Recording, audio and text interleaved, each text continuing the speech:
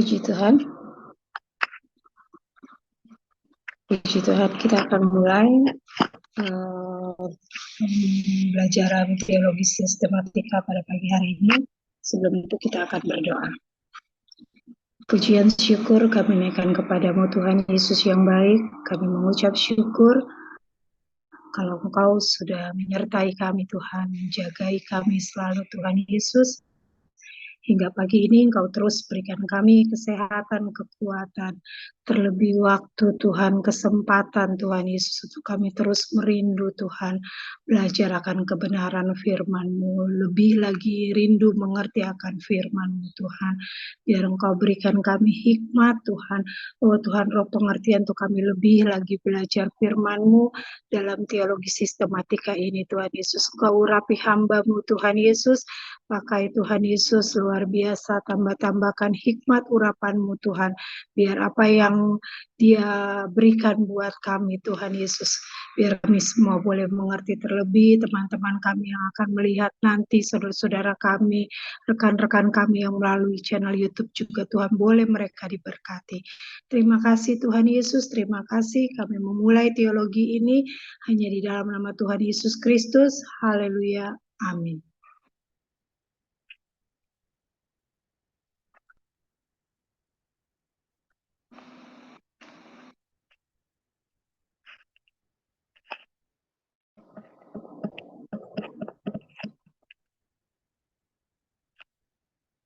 Puji Tuhan, kita kembali belajar sistematik teologi dari perspektif Pentakosta. Kita masuk ke doktrin Allah, melanjutkan atribut atau sifat nature konstitusional Allah. Kita sudah belajar kemarin bahwa buku kita ini bukunya sebagai referensi utama, menggunakan metode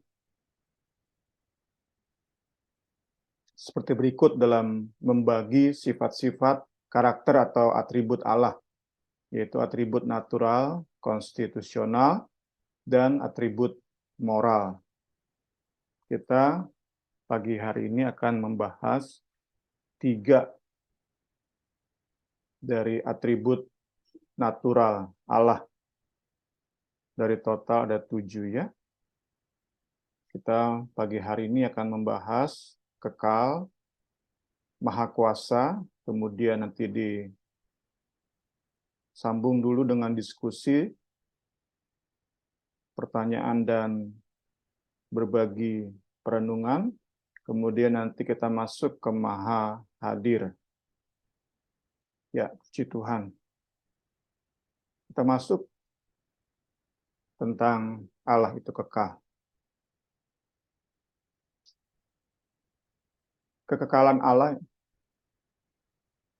adalah ketidakterbatasannya dilihat dari sudut pandang waktu. Alkitab menggambarkan kekalnya Allah sebagai waktu yang tidak ada habis-habisnya. Ini menunjukkan bahwa waktu dan kekekalan memiliki hubungan. Bahwa waktu dan kekekalan bagikan 2 garis yang sejajar dan tidak saling berhubungan.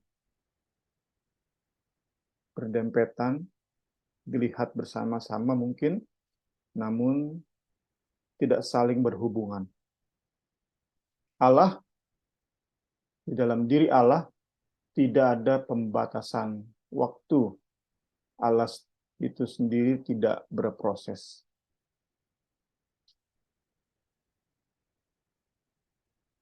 Mazmur 90 ayat 2, sebelum gunung-gunung dilahirkan dan bumi dan dunia diperanakan, bahkan dari selama-lamanya sampai selama-lamanya, Engkaulah Allah.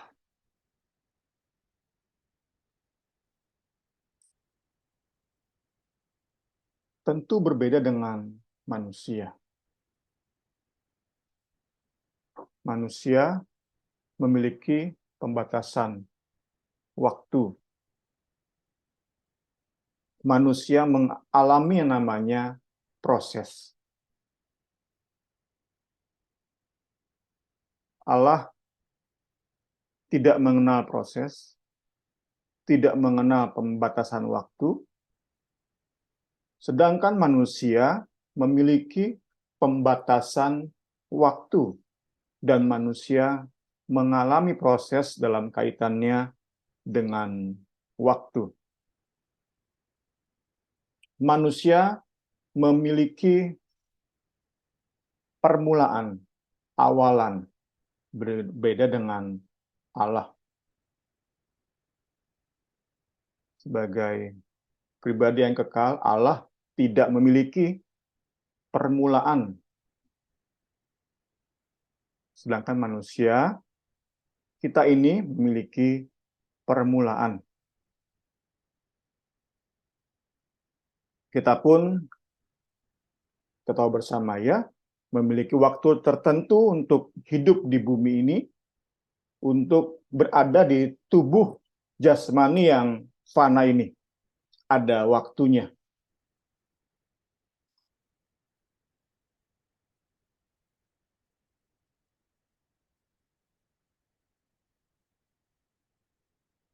Kita lihat selanjutnya bahwa meskipun Allah kekal, tidak dibatasi oleh waktu, tidak berproses, namun demikian Allah memperkenalkan dirinya, mewahyukan keberadaannya dalam kerangka waktu.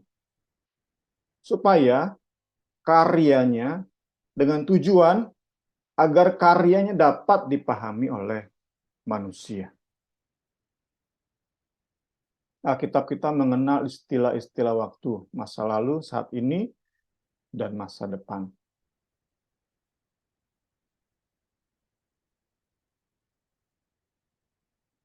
Bahkan Alkitab menjelaskan bahwa Allah yang tadi dikatakan memperkenalkan diri, itu Allah yang memperkenalkan diri sebagai pribadi yang sabar terhadap umatnya yang terus berproses. Bahkan saat kita mengeraskan hati, Tuhan pun masih menunggu. Tentu kita belajar juga ada saatnya di mana kesabaran Tuhan habis terhadap kita saat kita terus mengeraskan hati. Sekali lagi, Alkitab berkaitan dengan waktu, memperkenalkan Allah sebagai pribadi yang sabar terhadap umatnya yang sedang terus berproses. Inilah karya keselamatan Yesus Kristus, yaitu Allah yang tidak dibatasi oleh waktu, mau turun dan masuk ke dalam waktu yang dipahami oleh manusia. Puji Tuhan. Kita coba hubungkan dengan Natal. Saya ambil dari sumber berikut ya. Misi Sabda ORG, kapan Yesus lahir. Dihubungkan dengan bagaimana Allah yang kekal itu masuk ke dalam waktu yang dipahami manusia, maka kita bisa mengambil kesimpulan bahwa di satu hari di bulan September tahun 4 sebelum Masehi, bayi Yesus, pribadi yang 100% dikatakannya, atau lebih tepat sepenuhnya Allah, sepenuhnya manusia, itu masuk ke dalam waktu saat ia lahir di Bethlehem. Sekali lagi sumbernya adalah misi.sabda.org/kapan Yesus lahir. Jadi Allah yang kekal, yang tidak dibatasi oleh waktu, membatasi dirinya di dalam waktu yang dipahami manusia. Dan itu terjadi di satu hari, di sebuah hari di bulan September tahun 4 sebelum Masehi. Kalau begitu kita bisa katakan kalau Yesus masih hidup sebagai sepenuhnya manusia, kurang lebih berarti saat ini berumur 2026 Tuhan Yesus ya. Kalau kita mau perdalam lagi, kapan pribadi yang kekal ini masuk ke dalam waktu manusia adalah tentu saat Yesus hadir di rahim Maria. Kapan itu? Masih menurut sumber yang sama, disandingkan dengan ayat berikut. Maria bertanya kepada malaikat itu, bagaimana mungkin saya beranak? Saya bacakan dalam versi firman Allah yang hidup. Bagaimana mungkin saya beranak, sedangkan saya masih perawan? Malaikat itu menjawab, Roh Kudus akan turun ke atasmu. Kuasa Allah akan menaungimu. Kapan itu terjadi?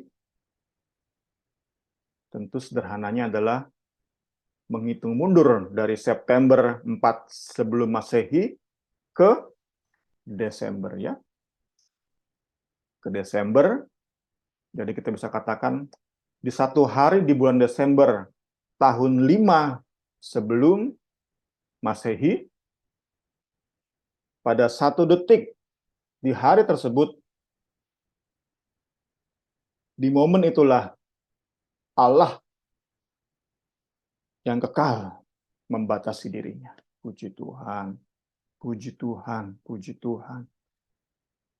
Di momen itulah, di detik tersebut, ketika dikatakan Roh Kudus turun ke atas kamu, kuasa Allah menaungimu, disitulah, di detik itulah, di momen itulah, di rahim Maria, Allah Maha Kekal, Allah yang kekal, membatasi dirinya dalam kerangka waktu yang dimengerti oleh manusia. Puji Tuhan, segala hormat, kemuliaan bagi Allah kita, Allah yang kekal, namun supaya kita bisa mengenal Dia, supaya kita bisa mencintai Dia, Dia membatasi diri Dia, membatasi keberadaan Dia dalam rahim seorang darah yang bernama Maria, kurang lebih itu terjadi di bulan Desember tahun 5 sebelum Masehi. Puji Tuhan.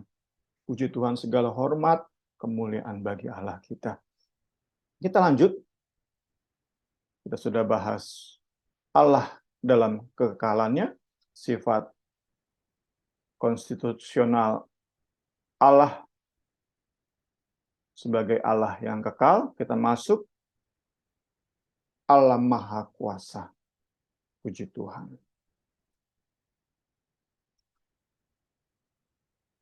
Setelah ini, setelah poin Allah Maha Kuasa, saya beri kesempatan bagi dua penanggap untuk bertanya dan memberikan tambahan-tambahan, bisa lewat lisan, juga lewat tulisan di dalam chat. Puji Tuhan. Allah Maha Kuasa. Kemahakuasaan Allah berarti bahwa Allah itu mampu melakukan segala kehendak kudusnya. Tak ada satupun kuasa di luar Dia yang mampu menghalangi pelaksanaan keputusannya. Puji Tuhan, puji Tuhan, puji Tuhan. Kembali kita dibawa kepada pembahasan kita dalam Bible Study, bedah buku kitab Keluaran. Ada saat-saat di mana dikatakan Allah menyesal. Ada saat-saat di mana setelah berdiskusi, bernegosiasi dengan Musa, sepertinya Allah merubah keputusannya. Nah, jika kita belajar sistematik teologi, maka kita bisa mengerti Allah tidak mengubah keputusannya. Kuasa Musa tidak punya kapasitas untuk menghalangi pelaksanaan keputusan Allah. Itu kita bisa mengerti ya, kita bisa kembali mengulang bahasan-bahasan tentang bagaimana Allah dan Musa berdiskusi, sepertinya bernegosiasi sepertinya, tapi tentu kita bisa yakini bahwa Allah yang kita sembah saat keputusannya sudah keluar, keputusan finalnya sudah keluar, tidak ada siapapun yang mampu menghalangi pelaksanaan keputusannya. Puji Tuhan, puji Tuhan. Mazmur 115 ayat 2 sampai 3. Mengapa bangsa-bangsa akan berkata, di mana Allah mereka? Bangsa Israel jawab, Allah kita di surga. Ia melakukan apa yang dikehendakinya. Puji Tuhan, puji Tuhan. Inilah salah satu alasan penting mengapa kita perlu terus menyenangkan hatinya. Karena dalam perkenanannya, saat ia berkehendak memakai hidup kita, memberkati hidup kita, menjadikan kita sebagai alatnya, saat ia sudah berkenan, berkeputusan, apapun yang coba dilakukan manusia terhadap kita, tidak akan berhasil. Karena Allah sudah memberi keputusan, maka keputusannya pasti terlaksana. Puji Tuhan, puji Tuhan. Karena ia Allah Maha Kuasa. Ya, Mazmur 115 ini membandingkan Allah Israel dengan berhala-berhala yang disembah oleh bangsa-bangsa tetangga mereka saat itu. Dikatakan di sini bahwa sehebat apapun berhala-berhala bangsa-bangsa lain, mereka memiliki batas-batas tertentu dalam mereka mempraktekkan kuasanya, dalam mereka menunjukkan kehebatan berhala-berhala ini. Saat kita katakan saja ada konflik kepentingan antara berhala dengan Allah Israel, maka semua ini kehendak mereka, dalam tanda kutip, keputusan berhala-berhala untuk mencelakakan bangsa Israel, mencelakakan kita. Namun saat Allah Israel berkeputusan memberkati bangsa Israel, memberkati kita, maka sehebat apapun berhala, sejahat apapun rancangan mereka, keputusan mereka untuk mencelakakan kita, itu nggak akan jadi, kan? Kalau kita pahami kemahakuasaan Allah, nggak akan terjadi. Allah yang kita sembah, Allah yang bangsa Israel sembah, Allah yang hidup, Allah yang berkehendak, dan ia maha kuasa. Puji Tuhan. Puji Tuhan. Segala hormat, kemuliaan bagi Tuhan.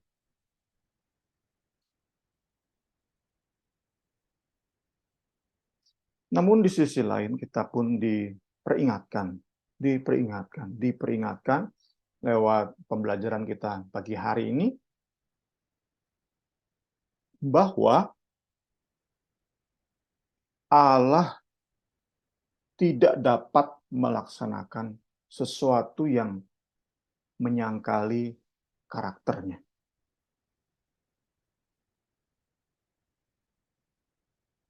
Jadi, meski Allah memiliki kuasa yang tidak terbatas, namun penggunaan kekuasaannya selalu konsisten dengan atributnya. Kita bisa katakan bahwa sifat-sifat Allah yang lain membatasi sifat kemahakuasaannya.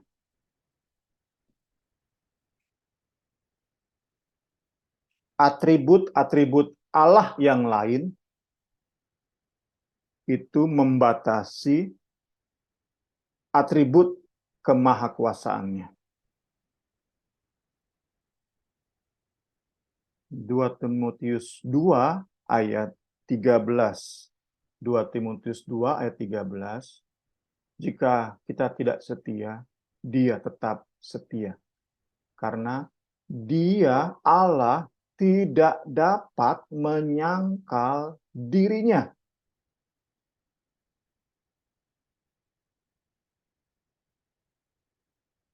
Allah tidak dapat menyangkal dirinya.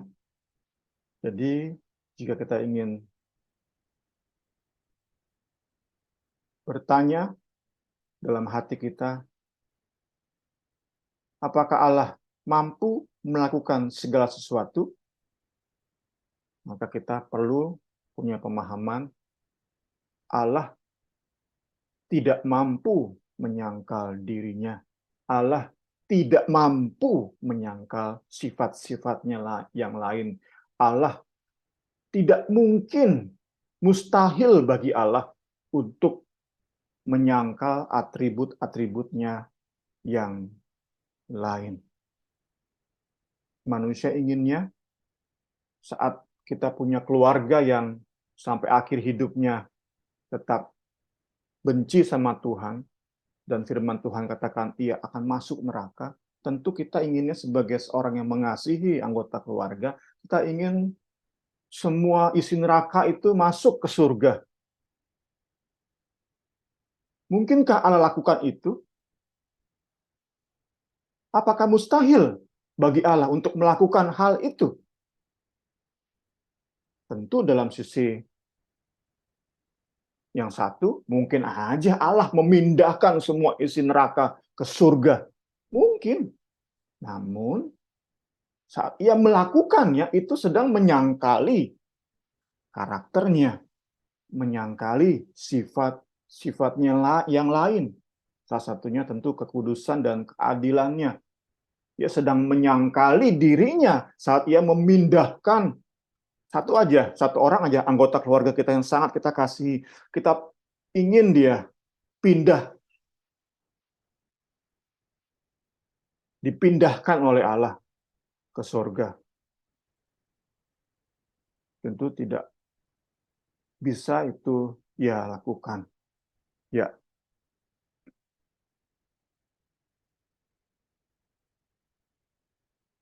dari buku referensi utama kita, saya tambahkan seperti ini.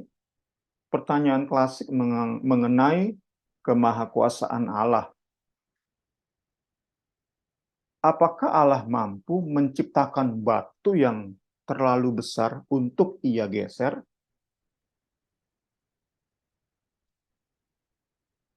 Jika ia tidak mampu menggesernya, maka ia tidak maha kuasa, karena ada ketidakmampuan di situ kan. Namun jika ia tidak mampu menciptakan batu yang sebesar itu yang sehingga ia tidak bisa geser, jika ia tidak mampu menciptakan batu yang besar sekali, maka itu membuktikan juga bahwa Allah tidak maha kuasa. Ini pertanyaan klasik menyatakan keberatan terhadap kemahakuasaan Allah.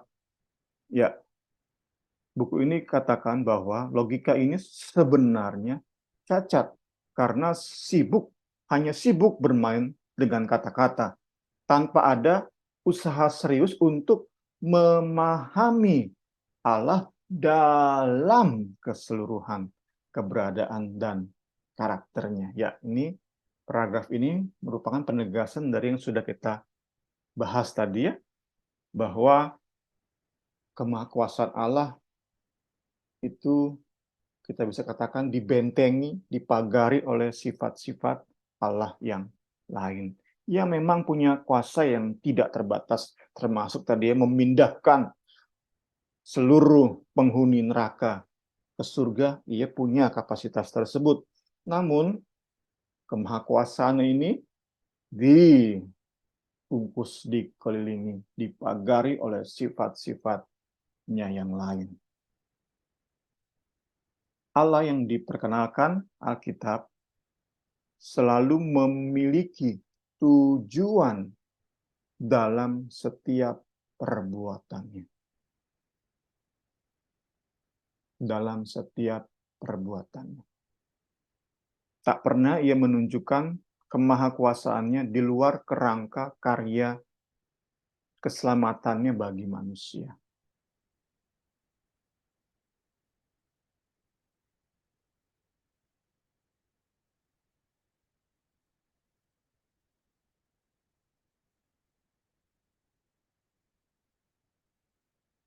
Adapun tujuannya paling agung, ia nyatakan ketika ia membangkitkan Yesus dari antara orang mati sebagai bukti betapa hebat kuasanya atas segala sesuatu. Ya, puji Tuhannya, ini pengerucutannya. Kita sedang bahas kemahakuasaan Allah dibungkus oleh karakternya, atribut-atributnya yang lain.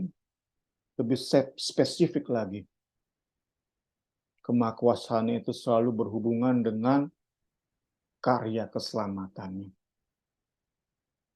Dan dalam rangkaian karya keselamatan yang Yesus kerjakan, maka kita akan dapati kehebatan kuasa Allah adalah saat ia membangkitkan Yesus dari antara orang mati.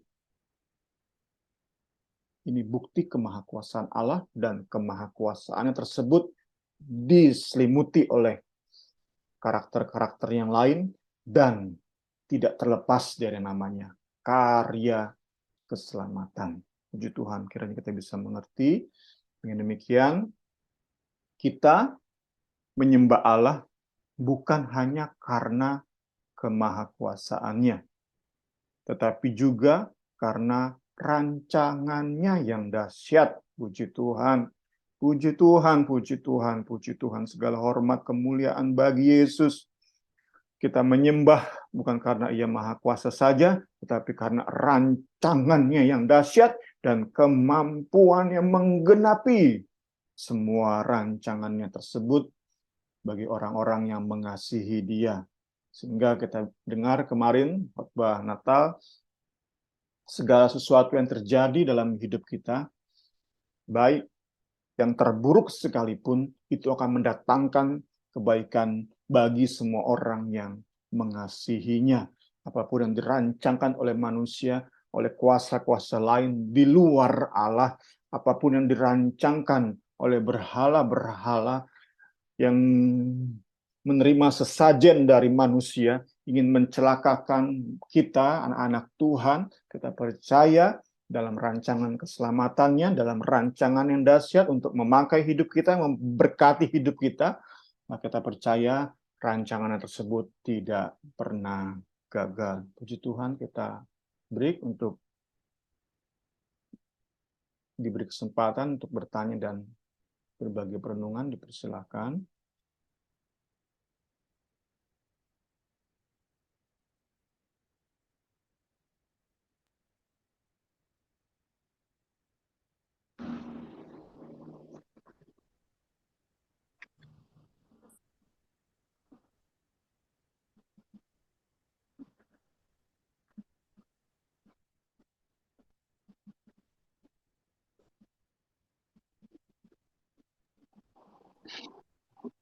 Terima kasih banyak untuk perenungannya pagi ini. Kalau saya boleh menambahkan sih, saya suka memang mungkin beberapa tahun belakangan itu sangat terberkati dengan pembelajaran mahakuasaan Allah, dan terutama dengan sifat Allah yang sovereign, yang berdaulat akan segala sesuatu. Jadi itu sangat membantu gitu Bu, dalam kalau saya misalnya dalam kehidupan sehari-hari mengingat Allah itu berdaulat, berkuasa, itu seperti mengecilkan semua apa yang ada gitu, dilihat segala permasalahan atau hal-hal yang ada di depan saya gitu.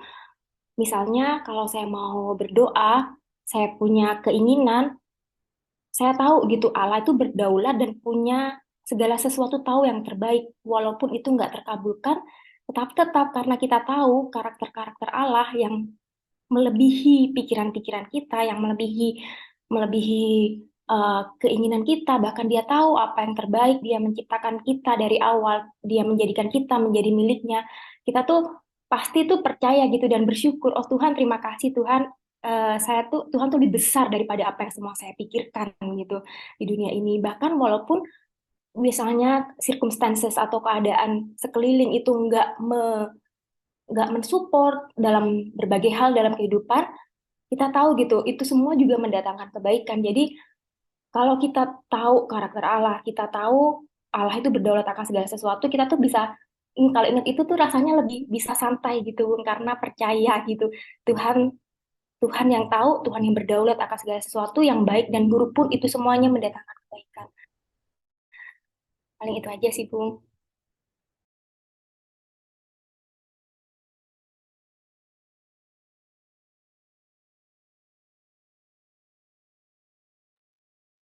Puji Tuhan, terima kasih Niar untuk tambahannya melengkapi pembahasan kita pagi hari ini. Kita bisa lebih tenang dalam melakukan segala sesuatu, tidak gerasa gerusu, tidak buru-buru, tidak tabrak sana tabrak sini.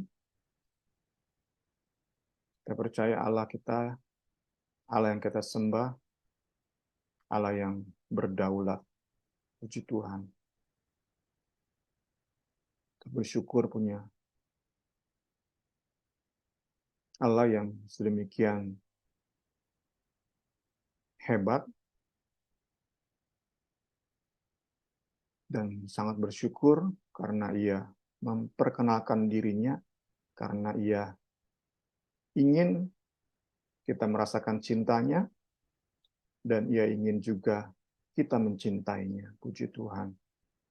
Puji Tuhan. Seperti banyak sudah disebutkan, sebuah pepatah, tak kenal maka tak sayang. Allah yang kita sembah dalam nama Yesus Kristus hadir dalam keterbatasan waktu manusia, hadir dalam kemahakuasaannya, tetapi dalam kerangka karya keselamatannya.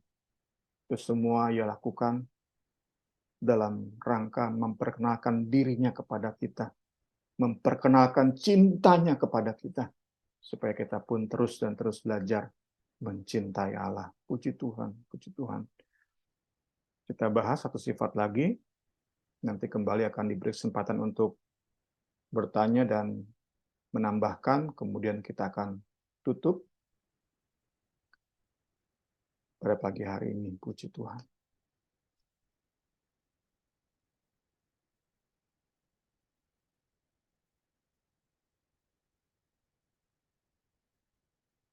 Minggu lalu kita sudah bahas roh bisa dikenal.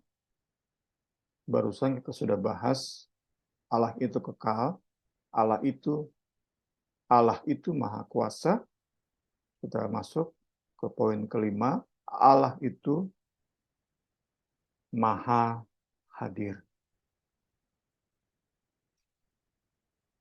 Sama seperti Allah tidak dibatasi oleh waktu, demikian juga Allah tidak dibatasi oleh ruang dan tempat.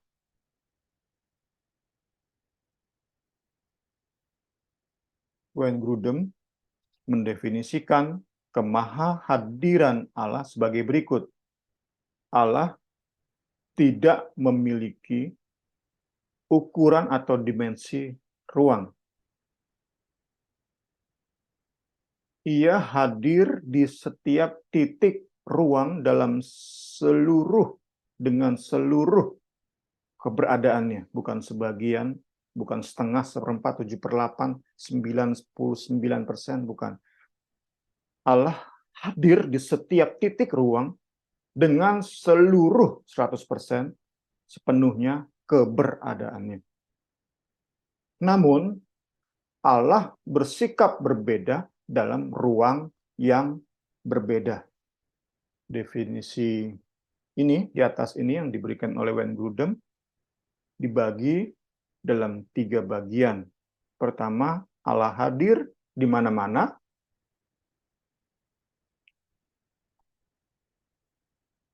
Kedua, Allah tidak memiliki ukuran dan dimensi ruang. Ketiga, Allah hadir di mana-mana, tetapi dalam sikap yang berbeda. Kita lihat satu persatu. Pertama,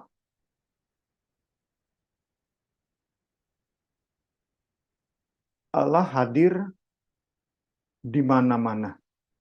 Allah hadir di seluruh alam semesta, baik di daratan maupun di samudra, baik di surga juga di neraka. Tak ada satupun tempat yang luput dari kehadiran Allah. Ya, tentu ini langsung kita teringat kepada orang-orang yang sok naik turun neraka ya. Sejauh pendengaran saya, pengamatan saya, orang-orang yang bermimpi atau entah apa namanya, penglihatan atau bahkan merasa dirinya sendiri ini dibawa ke neraka. Nggak pernah sejauh ini dikatakan bahwa ada Allah di neraka ya. Selalu isinya setan orang jahat ya. Tapi saat kita belajar sistematik teologi, kita mesti sampai kepada kesimpulan bahwa Allah hadir di mana-mana, termasuk di neraka. Tidak ada satupun tempat, bukan hanya di bumi, tidak ada satupun tempat dimanapun, di luar angkasa, di surga neraka, yang luput dari kehadiran Allah. Yeremia 23 ayat 23 sampai 24. Masakan aku ini hanya Allah yang dari dekat, demikianlah firman Tuhan. Dan bukan Allah yang dari jauh juga.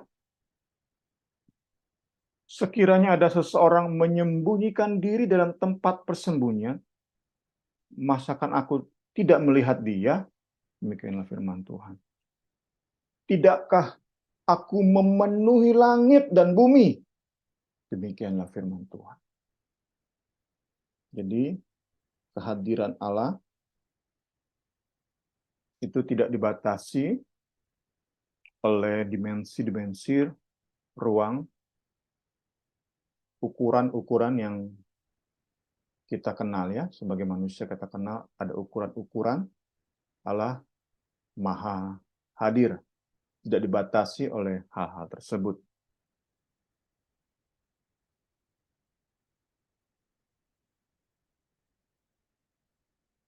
Perlu juga kita mengerti bahwa Allah hadir di mana-mana di dalam keseluruhan keberadaannya. Bukan sebagian tadi saya katakan kan. Bukan 99%. Bukan. Allah hadir di mana-mana di dalam keseluruhan keberadaannya. Saat dikatakan bahwa Allah hadir di seluruh planet, itu berarti Allah hadir dalam seluruh nature-nya, keberadaannya, eksistensinya, baik di bumi maupun di Mars. Sama. Allah hadir sepenuhnya di bumi, pada saat yang sama Allah hadir sepenuhnya di Mars. Jadi bukan seolah-olah Allah memiliki wujud atau tubuh yang bisa tersebar kemana-mana. Bukan seperti itu. Sehingga kita bisa katakan Allah hadir, kupingnya itu di bumi, kakinya di Mars. Bukan seperti itu. Yang perlu kita pahami dalam sistematik teologi.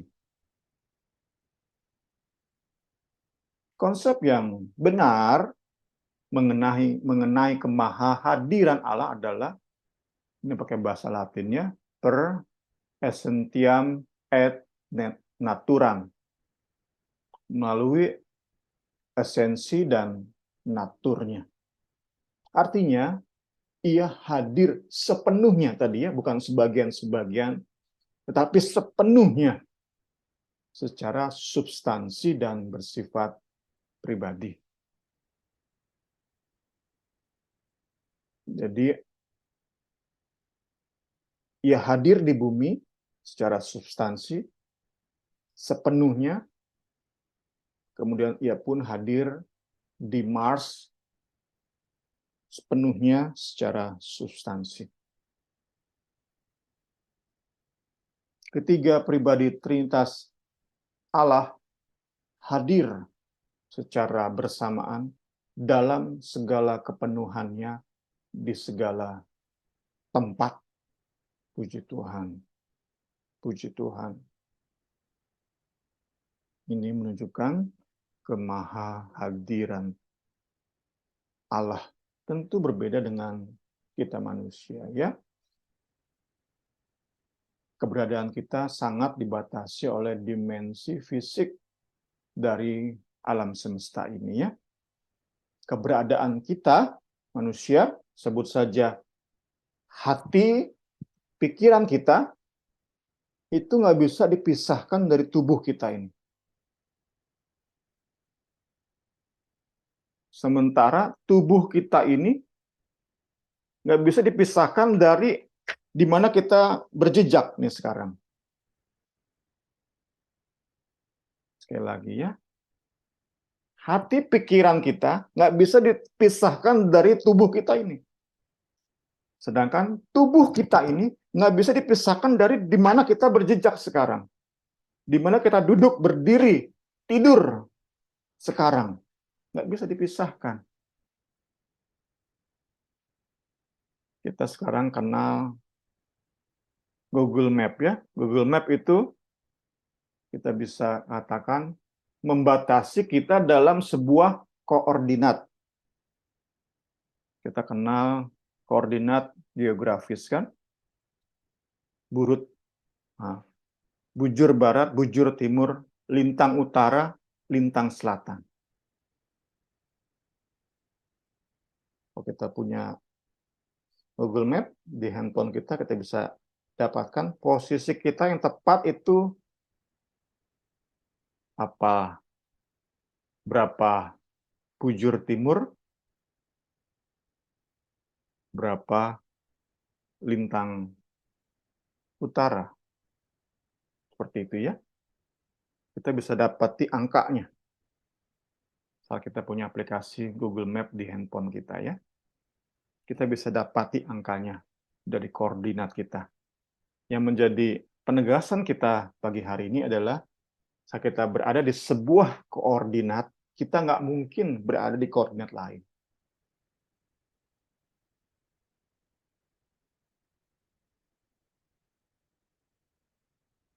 Yang lebih indah adalah Tuhan Yesus saat hadir sebagai manusia, ia membatasi diri sedemikian rupa, sehingga saat ia berada di sebuah koordinat, ia nggak berada di koordinat lain.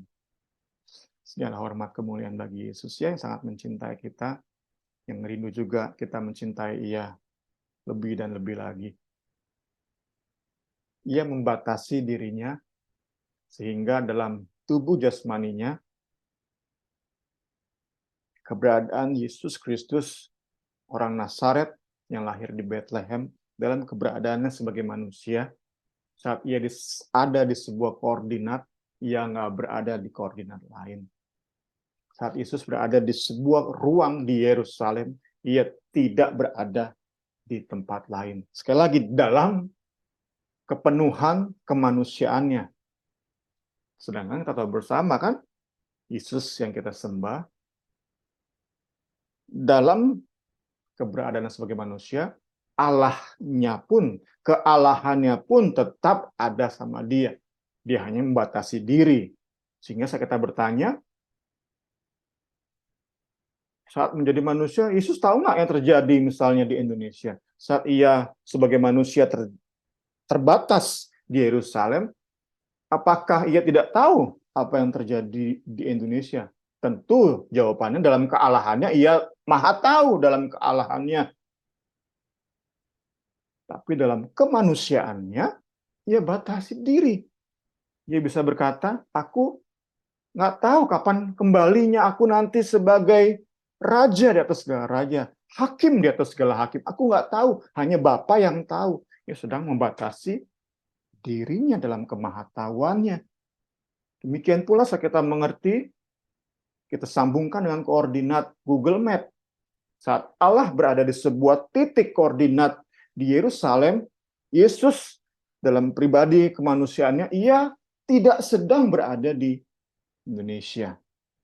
Lagi, dalam kasih-Nya kepada kita yang membatasi diri, sehingga ia sungguh menjadi manusia yang sempurna, manusia yang benar-benar punya kapasitas untuk menebus kita. Dia harus mengambil diri, mengambil rupa seorang manusia yang sepenuh-penuhnya manusia, sehingga sungguh saat ia dikorbankan di atas kayu salib, ia sungguh menjadi korban yang bisa mewakili kita, manusia dalam segala keterbatasan kita, termasuk tadi dalam soal kehadiran. Saat kita berada di sebuah koordinat, titik koordinat, kita nggak mungkin berada di titik yang lain. Sedekat apapun kita, saat kita detik ini berada di posisi ini, di depan rumah pun, di teras, kita nggak bisa berada pada saat yang sama, ya. Mungkin kalau Junior nanti sebentar, 2 detik kemudian bisa di teras. Tetapi detik ini, Niar ya di depan layar laptop. Demikian pula saya sedang berada di depan layar laptop. Saya nggak bisa pada saat yang sama berada di depan sana. Ya, puji Tuhan. Kita lanjut.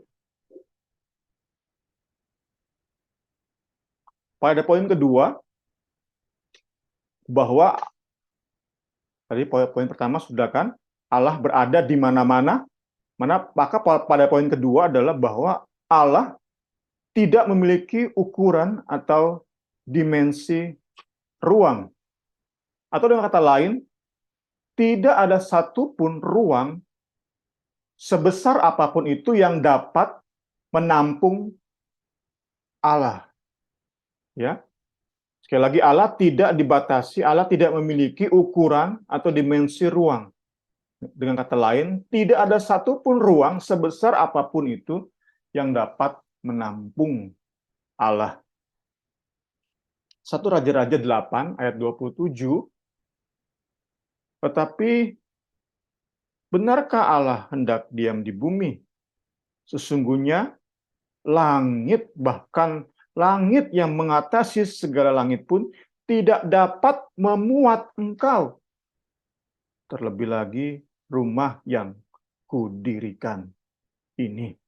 Bait Salomo, ya. Salomo sadar rumah yang didirikan itu amat sangat terbatas dalam menampung Allah. Karena ia sangat mengerti, langit, segala langit, langit yang mengatasi segala langit pun tidak dapat memuat Engkau, memuat Allah. Allah juga bukan seperti bola api yang sangat besar yang mengelilingi seluruh semesta alam. Ya, ini masih dalam kaitan bahwa Allah tidak memiliki ukuran atau dimensi ruang. Kita pun nggak bisa membayangkan Allah seperti bola api, karena itu sekali lagi bicara tentang dimensi, tentang ukuran yang dapat mengelilingi seluruh alam semesta. Kita sungguh tidak boleh memandang Allah dalam batasan tempat atau ruang. Itu berarti relasi Allah dengan ruang sangat jauh berbeda dengan cara makhluk apapun itu, ya. Termasuk kita di dalamnya menempati sebuah ruang, ya.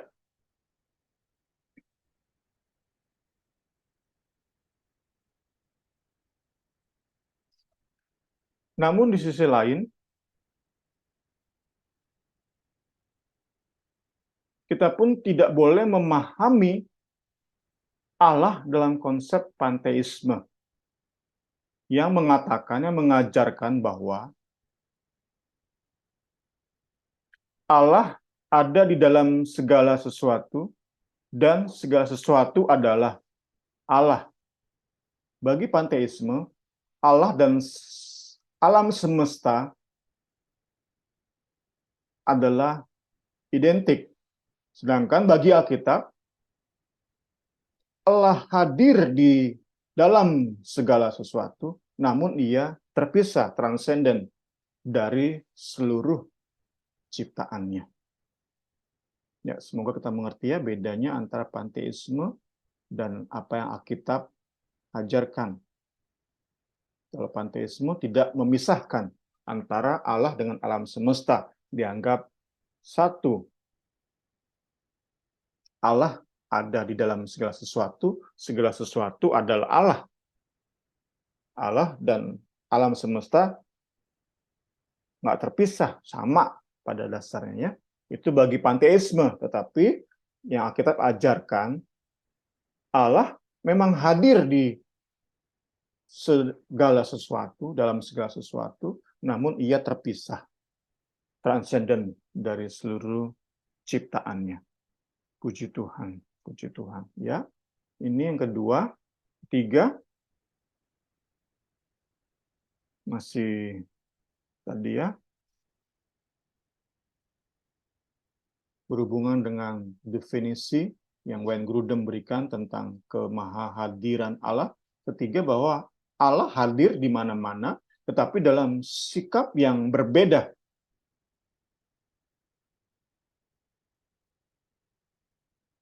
Di neraka, ia hadir dengan tumpahan amarahnya. Ayat berikut bisa mewakili Amos 9 ayat 1 sampai 4. Kulihat Tuhan berdiri di dekat mezbah dan ia berfirman, pukullah hulu tiang dengan keras sehingga ambang-ambang bergoncang. Runtuhkanlah itu ke atas kepala semua orang dan sisa-sisa mereka akan kubunuh dengan pedang. Tidak seorang pun dari mereka akan dapat melarikan diri. Tidak seorang pun dari mereka akan dapat meluputkan diri. Ya. Ini penekanannya. Sekalipun mereka menembus sampai ke dunia orang mati, tanganku akan mengambil mereka dari sana. Sekalipun mereka naik ke langit, Allah akan menurunkan mereka dari sana. Sekalipun mereka bersembunyi di puncak Gunung Karmel, aku akan mengusut dan mengambil mereka dari sana. Sekalipun mereka menyembunyikan diri terhadap mataku di dasar laut, aku akan memerintahkan ular untuk memagut mereka di sana. Sekalipun mereka berjalan di depan musuhnya sebagai seorang tawanan, aku akan memerintahkan pedang untuk membunuh mereka di sana. Aku akan mengarahkan mataku kepada mereka untuk kecelakaan, bukan untuk keberuntungan mereka. Ini gambaran dari bagaimana Allah hadir di neraka. Allah hadir untuk mencelakakan. Allah hadir untuk menghukum.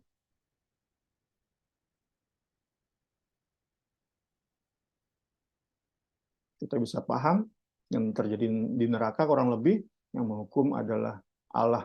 Setan itu hanya alat-alatnya Allah. Dalam tanda kutip ya. Bahkan setan pun dihukum.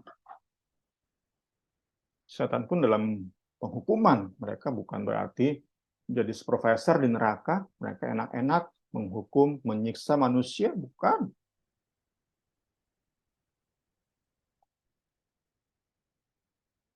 Ya. Sedangkan di surga ia hadir dengan segala anugerah, berkat, dan kebaikannya. Mazmur 16 ayat 11. Engkau memberitahukan kepadaku jalan kehidupan. Di hadapanmu ada sukacita yang berlimpah-limpah. Di tangan kananmu ada nikmat senantiasa.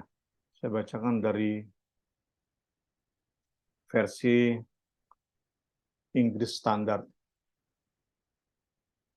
Penekanan adalah in your presence ya. Di dalam hadiratmu atau di mana engkau hadir, Di situ ada fullness of joy. Kesukaan yang mentok, kesukaan yang penuh. In your presence there is fullness of joy. Inilah yang mencapai kesempurnaannya di surga. Saat Allah hadir di surga, Ia mengaruniakan fullness of joy.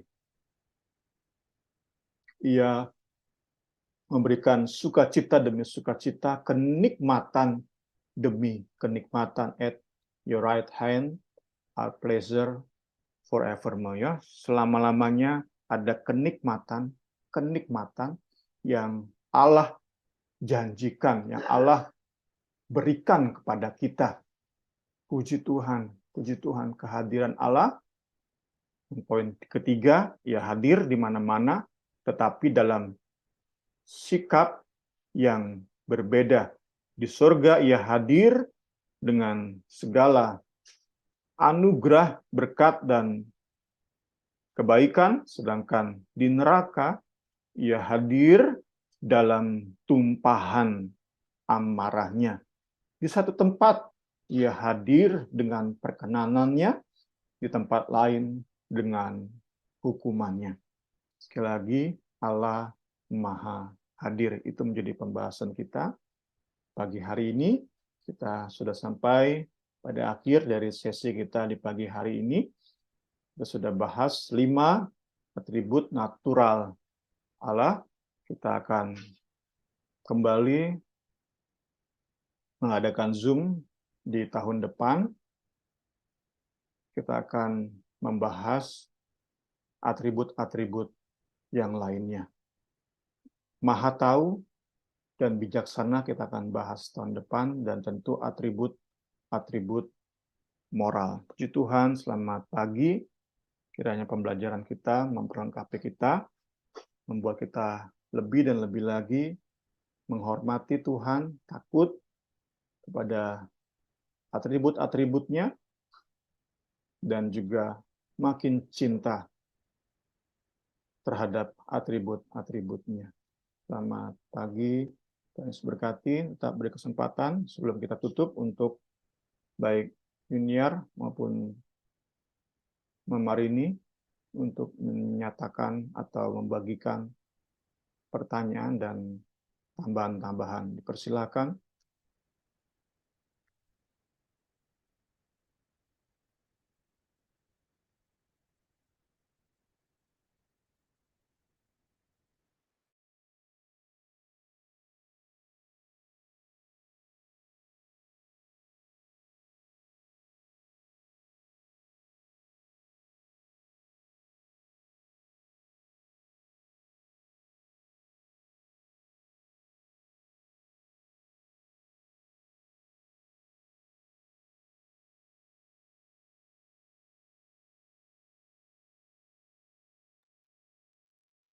Puji Tuhan. Mazmur 139 ayat 7 sampai 10, penegasan akan kemahahadiran Allah. Puji Tuhan, puji Tuhan. Jadi bukan hanya di surga nanti kita menikmati hadirnya Allah dalam perkenanannya, tapi saat kita masih ada di tubuh jasmani ini, dalam koordinat Google Map kita saat ini, kita juga sudah bisa merasakan hadirnya Allah dalam perkenanannya. Puji Tuhan. Hadirat Allah yang menuntun, yang memegang kita. Puji Tuhan. Di sana tanganmu menuntun aku, tangan kananmu memegang aku. Jadi dalam keterbatasan kita sebagai manusia berada di titik koordinat yang diberikan oleh Google Map, tetapi di situ Allah hadir, puji Tuhan, menuntun, tangan kanannya memegang kita. Puji Tuhan, selamat pagi. Kita akan tutup. Nanti saya mohon Junior tutup dalam doa. Iya, Bung. Baik. Mari kita berdoa. Tuhan yang kami sembah dalam nama Tuhan Yesus Kristus, kami sungguh berterima kasih ya Tuhan untuk pagi hari ini ya Tuhan, di mana kami bisa menikmati firman-Mu, di mana kami bisa lebih lagi ya Tuhan mempelajari tentang karakter-Mu, sifat-Mu yang begitu indah dan ajaib ya Tuhan. Kami mau ya Tuhan, setiap hari kami terus mengenal-Mu ya Tuhan Yesus. Semakin hari mengenal karakter-Mu lebih lagi ya Tuhan Yesus, sehingga kami tahu dengan siapa kami berjalan ya Tuhan. Kami bersyukur ya Tuhan, kami memiliki Allah yang hidup, Allah yang berkuasa, Allah yang kekal, Allah yang maha tahu, Allah yang maha hadir ya Tuhan. Tak ada satupun ya Tuhan yang seharusnya menggoyahkan kami ya Tuhan. Biarkanlah hidup kami ya Tuhan Yesus terus berpegang kepadamu ya Tuhan Yesus.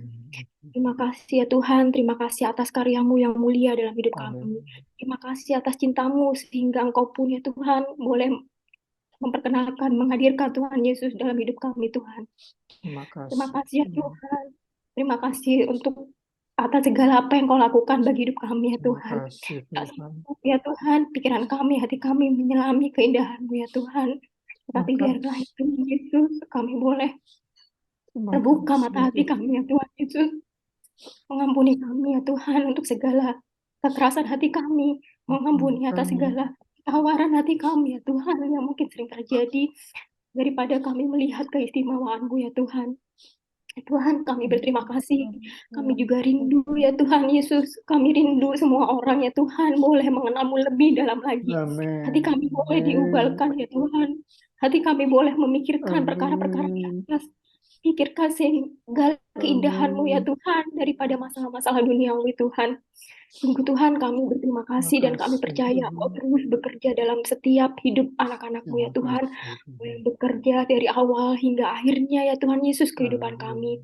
Hingga kami boleh bertemu dengan Tuhan Yesus muka dengan muka nanti ya Tuhan.